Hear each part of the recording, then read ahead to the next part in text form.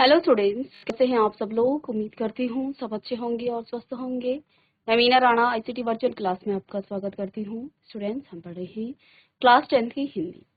हिंदी क्षितिज भाग 2 में हम प्रीवियस लेक्चर में पढ़ रहे थे नेताजी का चश्मा। तो ये चैप्टर हमने पढ़ा, स्वयं प्रकाश जी ने ये लिखा है और इस चैप्टर में उन्होंने स्वतंत्रता सेनानियों के प्रति एक व्यक्ति जो है का जो सम्मान है, उसके प्रति जो समर्पण भाव है, उसको यहाँ पर जो है हमारे सामने प्रस्तुत किया गया है। इस चैप्टर में जो है कैप्टन चश्मे वाला एक लंगड़ा व्यक्ति है जो कि बहुत ही बूढ़ा है, मरियल है, लेकिन फिर भी वो नेताजी के स्मारक पर, उनकी जो मूर्ति है उस पर जो है चश्मा लगाता है हर बार, क्योंकि इस मूर्ति के जो रियल चश्मा है, क्योंकि मूर्ति संगमरमर की बनी हुई थी और इस पर चश्मा नहीं था, तो इसलिए वो क्या करता था, एक ओरिजिनल का चश्मा लगाता था हर बार। जो भी उसके पास ग्राहक आता था और जो भी चश्मा उसके पास अवेलेबल होता था, उस चश्मे को वो नेताजी के इस मूर्ति पर लगाया करता था। ठीक है। और अंत में जो है, जब इस व्यक्ति की, इस कैप्टन चश्मे वाले की मृत्यु हो जाती है, लेकिन उसके बाद भी यहाँ पर हालदार साहब जो इसके मेन पात्र हैं, हालदार साहब क्या देखते हैं कि उस मूर्ति पर पुनः जो है चश्मा लगाया रहता है बच्चों ने, तो उससे जो है उनके मन में एक आशा और उम्मीद की भावना जगती है कि अभी भी जो है हमारे देश का जो भविष्य है, जो छोटे छोटे बच्चे हैं, वो जो है देश के जो स्वतंत्रता सेनानी हैं, देश प्रेमियों के प्रति जो है उनके मन में अभी भी सम्मान की भावना है, अभी भी जो है देश में देशभक्ति है और बच्चों के दिल में देश के प्रति जो है प्रेम और प्यार अभी भी बाकी है। तो आज की क्लास में हम इसी चैप्टर के प्रश्न उत्तर करेंगे। हमने आपको प्रश्न उत्तर पढ़ाए थे, लेकिन आप कैसे उत्तर लिखेंगे आज की क्लास में यहाँ पर हम डिस्कस करेंगे। तो आइए, पहला प्रश्न है, सेनानी ना होते हुए भी चश्मे वाले को लोग कैप्टन क्यों कहते थे। चलिए, तो जैसा कि आपने देखा, हालदार साहब कोपान वाले ने बताया कि एक कैप्टन है जो हर बार नेताजी की इस मूर्ति पर जो है चश्मा लगा देता है। हालदार साहब पूछते हैं कि ये जो कैप्टन है, क्या ये स्वतंत्रता सेनानी है, लेकिन पान वाला बताता है कि वो कोई स्वतंत्रता सेनानी नहीं है, बल्कि वो एक चश्मे वाला है, लेकिन फिर भी उसे कैप्टन कहा जाता है। उसे कैप्टन क्यों कहते थे? तो सेनानी ना होते हुए भी चश्मे वाले को, सेनानी ना होते हुए भी चश्मे वाले को लोग कैप्टन क्यों कहते थे? तो प्रश्न का उत्तर लिखेंगे, सेनानी ना होते हुए भी चश्मे वाले को लोग कैप्टन इसलिए कहते थे क्योंकि उनके अंदर देशभक्ति की भावना कूट कूट कर भरी हुई थी। एक स्वतंत्रता सेनानी की तरह ही उस चश्मे वाले के मन में देश प्रेम की भावना, देशभक्ति की भावना कूट कूट कर भरी हुई थी। जिस प्रकार से एक स्वतंत्रता सेनानी अपने देश के लिए क्या करता है, अपने प्राणों की भी बलि दे देता है, अपने प्राणों को भी वो न्यौछावर कर देता है, ऐसे ही ये जो चश्मे वाला था, ये भी जो है देश के प्रति अटूट प्रेम था, कूट कूट कर देशभक्ति की भावना इसके मन में भरी हुई थी। एक लंगड़ा होते हुए भी वो क्या करता था, अपनी चश्मे की जो उसके पास जो फेरी लगाता था, उन चश्मों से वो एक चश्मा निकाल करके वो नेताजी की मूर्ति पर लगा देता था। ठीक है। वह स्वतंत्रता आंदोलन में भाग लेने वाले सेनानियों का भरपूर सम्मान करता था। इस चैप्टर में यही दिखाया गया है कि वो जो है नेताजी के प्रति जो है उसके मन में श्रद्धा है, उनके प्रति जो है भावना है, सम्मान की भावना है। वह नेताजी की मूर्ति को बार बार चश्मा पहनाकर देश के प्रति अपनी अगाध श्रद्धा प्रकट करता था। देश के प्रति त्याग व समर्पण की भावना उसके हृदय में किसी भी फौजी से कम नहीं। उसके मन में जो है देश के जो स्वतंत्रता सेनानी है उनके प्रति उसकी अगाध श्रद्धा थी और देश के प्रति त्याग व समर्पण की भावना उसके हृदय में किसी भी फौजी से कम नहीं थी।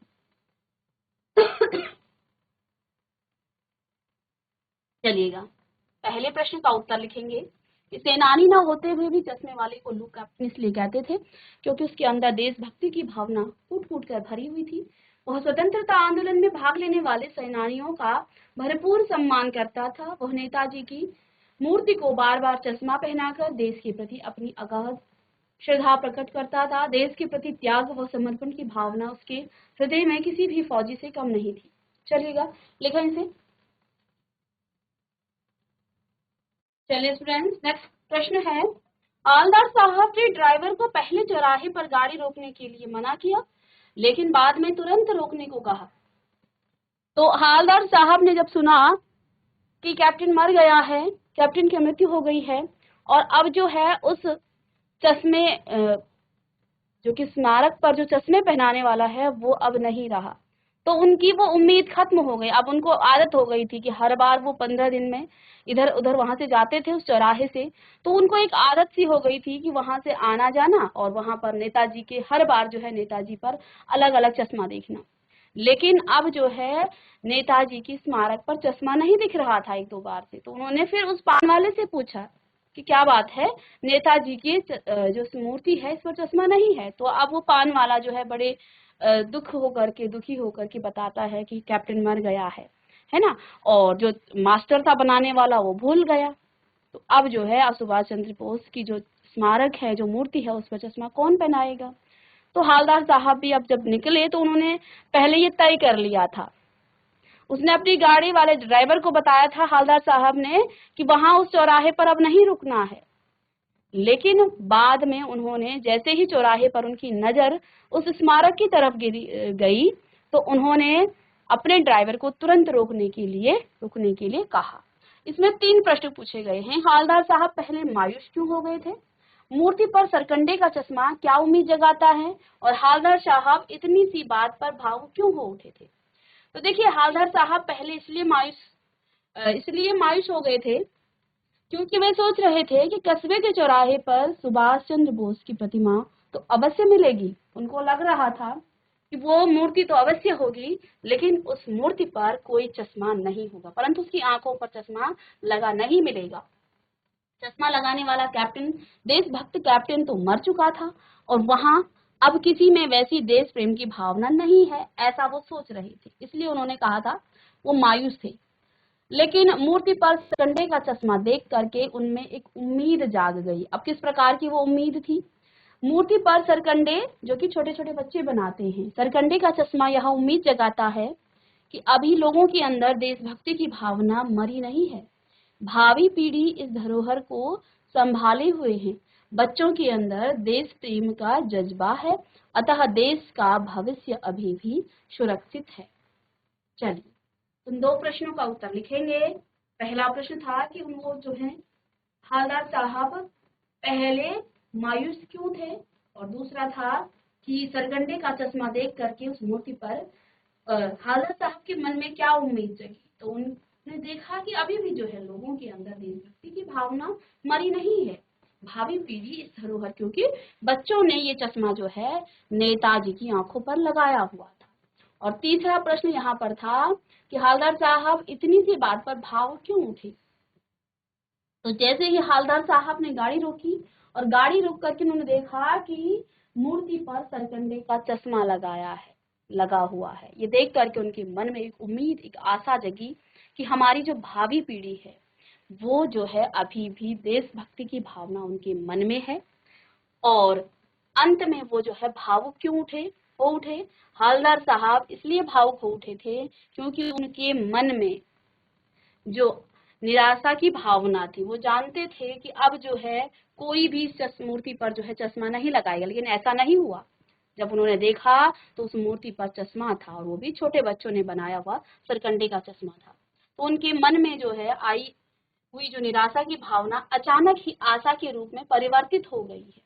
अब होता है ना, आप बहुत ज्यादा निराश हो जाते हैं कि भाई अब ये काम तो होने वाला है नहीं है, तो लेकिन एकदम से आपको जो है उम्मीद जग जाए, तुरंत से आपको जो है आशा निराशा आपकी आशा में परिवर्तित हो जाए, तो आपके मन में आपकी खुशी के जो आंसू होते हैं ना, वो छलक उठ पड़ते हैं। ऐसा ही कुछ हवलदार साहब के साथ भी हुआ। वो निराश हो गए थे कि मूर्ति बनाने वाला जो है चश्मा बनाना भूल गया, या उससे टूट गया, या ऐसा ही कुछ हुआ होगा।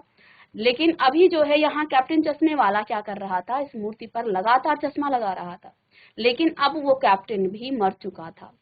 इससे जो है उनके मन में एक निराशा की भावना जाग गई थी। लेकिन जैसे ही उन्होंने उस मूर्ति पर एक चश्मा देखा, वो भी सरकंडे का, तो उनके मन में जो है प्रसन्न, उनका मन जो है प्रसन्नचित्त हो उठा और उनके मन आंखों से जो है ये खुशी छलक उठी, उनकी आंखों से आंसू आ गए, वो जो है भावुक हो गए। यह विश्वास हो गया उनको कि देशभक्ति की भावना अभी भी भावी पीढ़ी के मन में भी पूरी तरह से भरी हुई है। ऐसा नहीं है कि देशभक्तों की अभी कमी नहीं है, अभी भी बच्चों के मन में देश के प्रति जो है देशभक्ति की भावना जागृत है और अभी भी जो है देश में ऐसे देशभक्त हैं जो देश के लिए समर्पित उन सेनानियों के प्रति सम्मान की भावना रखते हैं।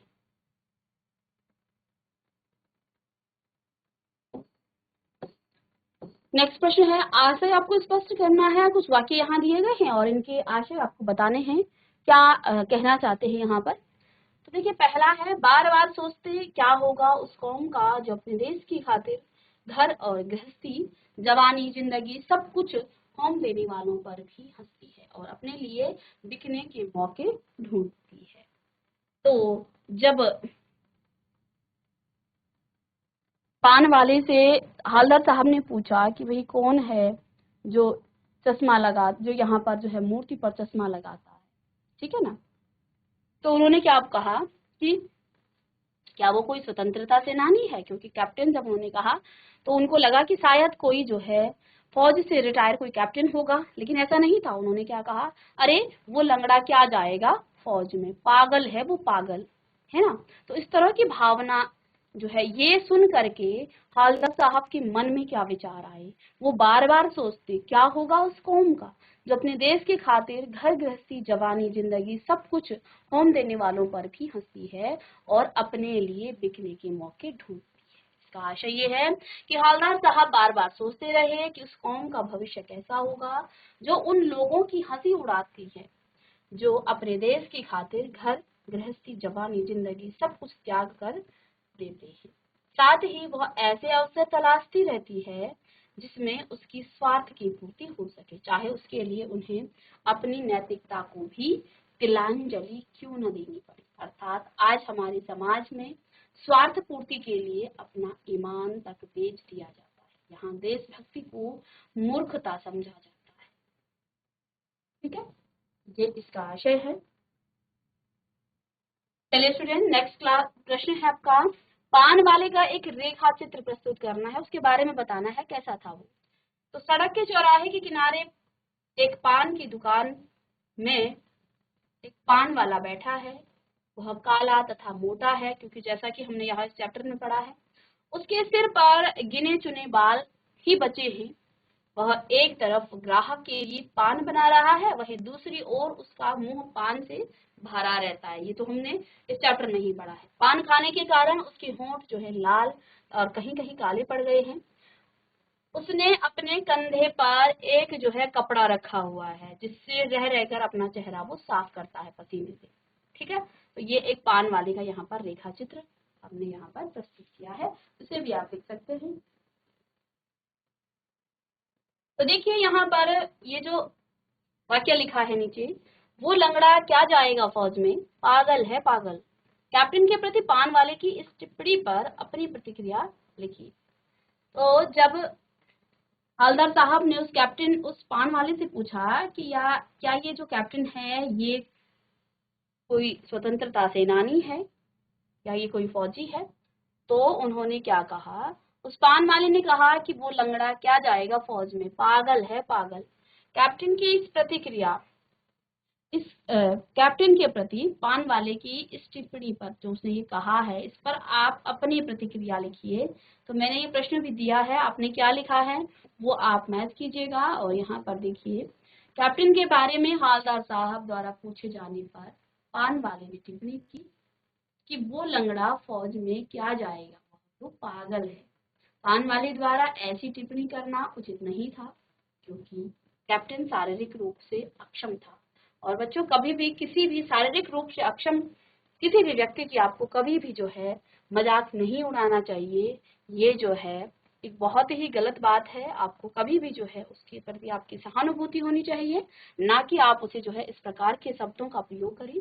ये आपको कभी भी नहीं करना चाहिए। उसके प्रति आपको उसकी मदद करें, उसके बारे में अच्छी बातें करें, तो उसको भी जो है एक सहारा मिलेगा आपकी बातों से।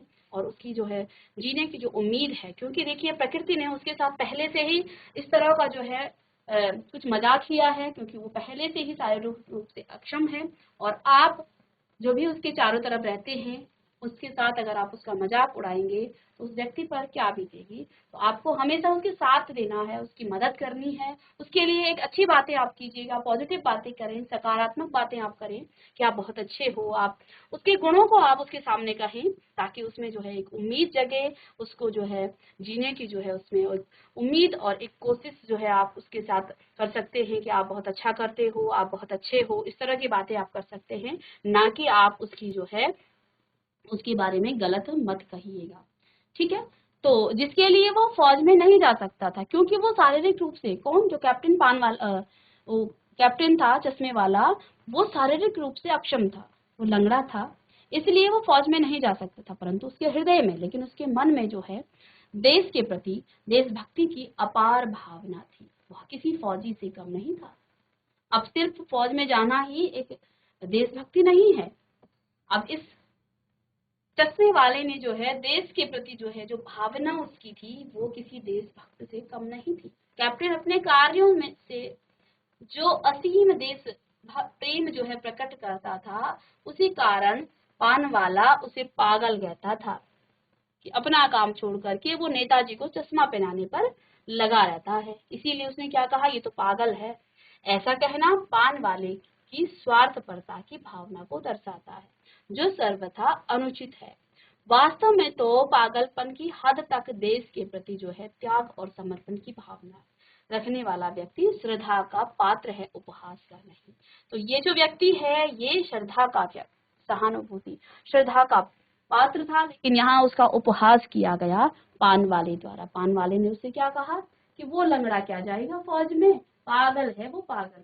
तो इस तरह की टिप्पणी उसे नहीं करनी चाहिए थी। उसके प्रति जो है सहानुभूति, उसके प्रति जो है देश, उसके देश प्रेम के प्रति जो है हमें जो है उसका सम्मान करना चाहिए था। लेकिन यहाँ पान वाले ने उसकी जो है इस तरह से उसके बारे में उपहास उसका किया। तो ऐसा करना बिल्कुल भी उचित नहीं था, ऐसा उसे नहीं करना चाहिए। चलिए,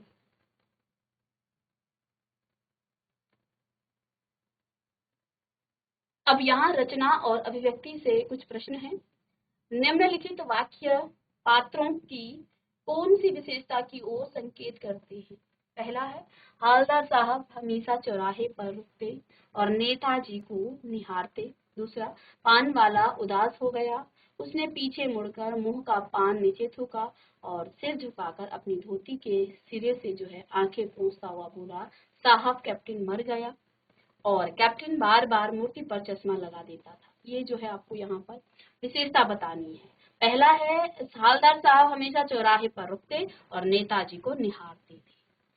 तो हालदार साहब का हमेशा चौराहे पर रुकना और नेताजी को निहारना, यह प्रकट करता है कि उसके अंदर जो है देशभक्ति की प्रबल भावना थी, ठीक है।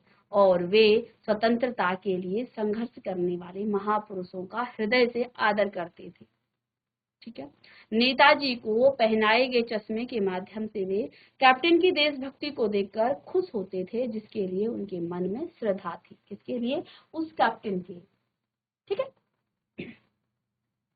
पान वाला उदास हो गया, उसके पीछे, उसने पीछे मुड़कर मुंह का पान, जब कैप्टन मरा तो वो जो है बिल्कुल उदास हो गया था। उसने मुंह का पान नीचे थूका और सिर झुकाकर, अपना सर झुकाकर अपनी धोती के सिरे से आंखें पोंछता हुआ बोला, साहब कैप्टन मर गया।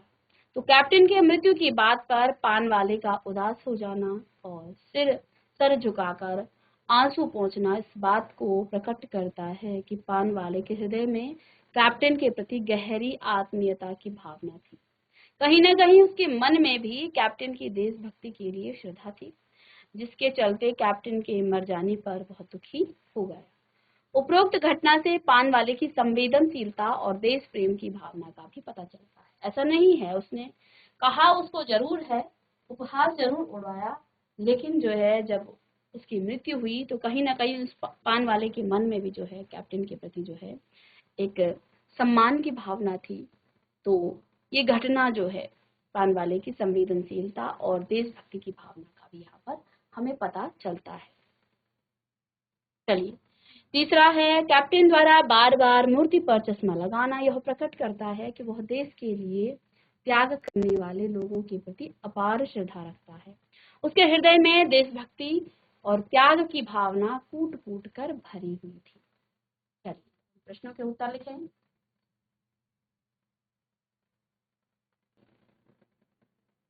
चलिए नेक्स्ट है प्रश्न नंबर 7। जब तक हालदार साहब ने कैप्टन को साक्षात नहीं देखा था, तब तक उसके मानस पटल पर यानी कि उसके मन मस्तिष्क पर उसका कौन सा चित्र रहा होगा, अपनी कल्पना से लिखिए। तो क्योंकि सिर्फ कैप्टन नाम से उसे पुकारा जा रहा था, तो हालदार साहब को क्या लगा होगा, वो कैप्टन क्या होगा। तो हालदार साहब ने जब तक कैप्टन को साक्षात नहीं देखा यानी अपनी आंखों से नहीं देखा था, तब तक उसके मानस पटल यानी उसके मन मस्तिष्क पर कैप्टन की एक भारी भरकम मजबूत, क्योंकि कैप्टन कैसा होता है, एक भारी भरकम और मजबूत शरीर वाले रौबदार छवि अंकित हो रही होगी। क्योंकि आप भी जब कैप्टन सुनेंगे, आपने भी जब चैप्टर पढ़ा होगा, तो आपको भी कुछ ऐसा ही लगा होगा कि जो कैप्टन है वो कोई भारी भरकम आदमी होगा, जिसका शरीर बिल्कुल जो है रौबदार होगा, क्योंकि कैप्टन होता है वैसे रौबदार होता है। तो ऐसा ही कुछ जो है छवि आपके मन में भी मन मस्तिष्क पर आप भी जो है कल्पना कुछ ऐसा ही कुछ कर रहे होंगे। लेकिन उन्हें लगता था फौज में होने के कारण लोग उन्हें कैप्टन कहते हैं। ऐसा ही कुछ आपको भी लगा होगा कि वो फौज में होंगे, फौज में ही जो है एक पोस्ट का नाम कैप्टन है, तो उनको भी ऐसा लगा होगा कि शायद वो फौज में होगा और फौज में होने के कारण ही उसे जो है कैप्टन कहा जा रहा है। तो ऐसा ही कुछ आपके मस्तिष्क में भी, मन मस्तिष्क में भी आपने भी कुछ ऐसा ही सोचा होगा। लेकिन बाद में जब पान वाले ने बताया कि वो तो एक बेहद मरियल और बुढ़ा आदमी है जो पैर से लंगड़ा है, तो ये देख करके जो है कुछ अलग ही उसकी छवि बाहर आती है, जब तक वो जो है सामने नहीं आता है। अब आगे के प्रश्न हम नेक्स्ट क्लास में डिस्कस करेंगे बच्चों। तो मिलते हैं नेक्स्ट लेक्चर में, तब तक के लिए थैंक यू।